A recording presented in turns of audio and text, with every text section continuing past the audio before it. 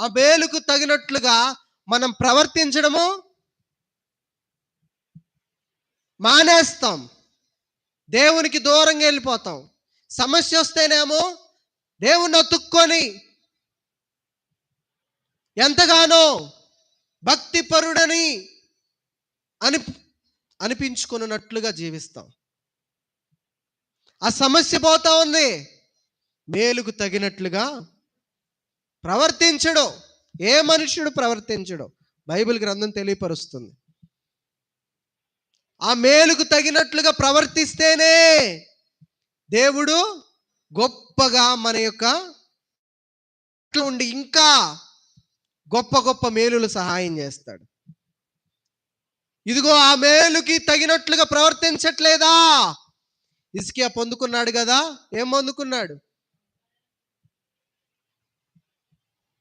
ఆ రోగము క్యాన్సర్ అని మీకు తెలుసా?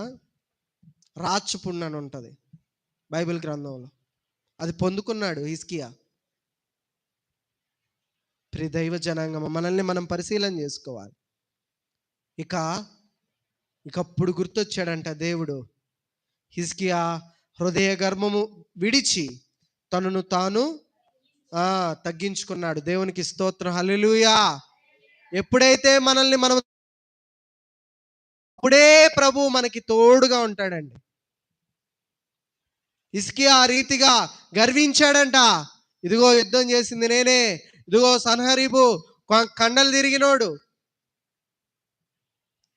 సన్హరీబు బలవంతుడు, వాడే సిగ్గునందే తట్టు తరిమి పోయేటట్టు చేసింది నేనే అని గర్వించాడు. దేవుడు గుర్తు చేశాడు, నువ్వు కాదు నేను అని గుర్తు చేశాడు. అప్పుడప్పుడు అలా గుర్తు చేయకపోతే మనిషి మాట వింటాడా? మాట ఎండవు. హిజ్కియా కూడా మాట వినలా, రోగము వచ్చింది. వెంటనే అన్నాడు, ఆమోజు కుమారుడును ప్రవక్త అయిన యేషయా వచ్చాడు, ఇదిగో నువ్వు మరణమవుచున్నావు, బ్రతకో కనుక నీవు నీ ఇల్లుని చక్కబెట్టుకో. నీ హృదయ గర్వం వల్ల నీ బిడ్డలు ఇదైపోతా ఉంటారయ్యా. నీ బిడ్డలు, పసిబిడ్డలు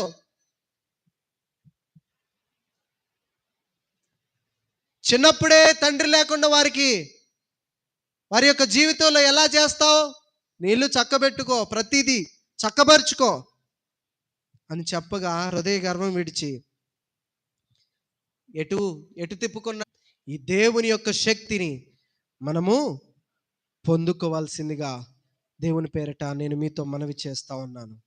ఈ దేవుని శక్తి పొందుకుంటే సమస్యలు ఉంటాయి, కానీ మార్గం ఉంటుంది.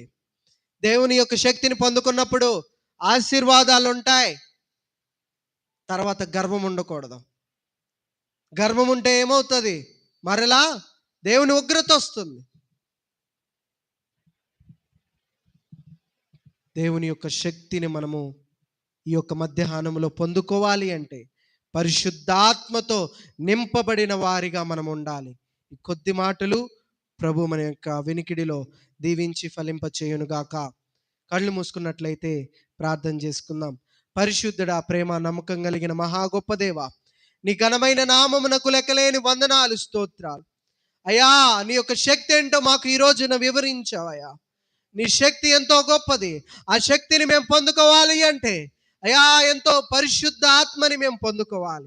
ఆ పరిశుద్ధాత్మ ఎప్పుడు వస్తుందంటే పవిత్రముగా మేము ఉన్నప్పుడే ప్రభువా, పవిత్రమైన ఆలోచనలు మేము చేసినప్పుడే ప్రభువా, పవిత్రముగా నీ యొక్క సన్నిధానంలో అయ్యా ఎవరికి భయపడకుండా నిన్ను ఆరాధించినప్పుడే ప్రభువా. ఆ రీతి అయిన పరిస్థితులు మాకు దయచేయండి. పరిశుద్ధాత్మను పొందుకునే కృపని మాకు దయచేయండి. పరిశుద్ధాత్మ ద్వారా నీ శక్తిని పొందుకునే కృపని మాకు దయచేయండి అయ్యా. ప్రభువా, సన్హరీబు వచ్చినప్పుడు హిజ్కియా, యేషయా కలిసి ప్రార్థన చేశారయ్యా. అయ్యా ప్రభువా, గొప్పగా ప్రార్థనలు మీరు రోజు విన్నారు నాయన. అయ్యా ప్రభువా, గొప్ప కార్యాన్ని మీరు అక్కడ కనబరిచారయ్యా. అలాంటి నాయన ప్రభువా, సన్హరీబు వంటి గొప్ప గొప్ప సమస్యలు మా జీవితాలలో ఉన్నాయి. ఏ రీతిగా హిజ్కియా, యేషయా గారు ప్రార్థన చేశారో ఆ రీతిగా ప్రార్థన చేసుకొని అయ్యా ప్రభువా, ఆ సమస్యలపై విజయాలను పొందుకునే కృపని మాకు దయచేయండి, సహాయము చేయండి. ఈ యొక్క సమయంలో నాయన